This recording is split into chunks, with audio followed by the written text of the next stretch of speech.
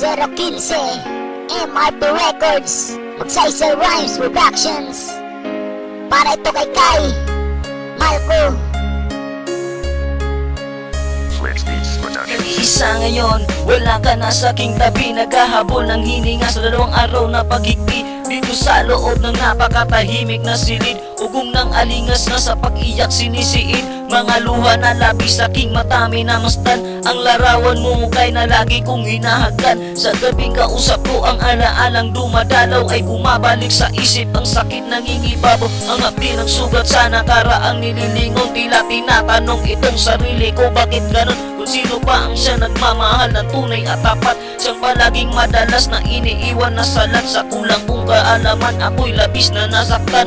Nahigit pa sa nagluluksa ang aking naramdaman. Ang dahilan sa kagat, nagtaho ang lahat-lahat. Patawad kung sa damdamin ako'y hindi naging tapat.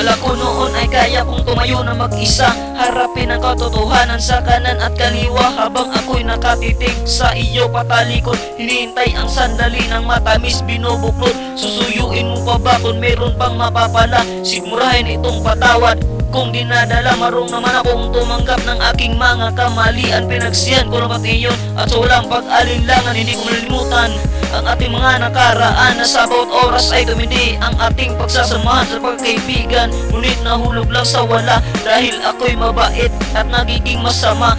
Dahil sulit na dahilan at tuluyan ang nawala ang pagtiwala sa isa't isang tuluyan ang nawala. Bakit hanggang ngayon hindi ka pa rin lumalapit sa akin? Hindi naman ako pumatay ng taong malapit sa aking damdamin.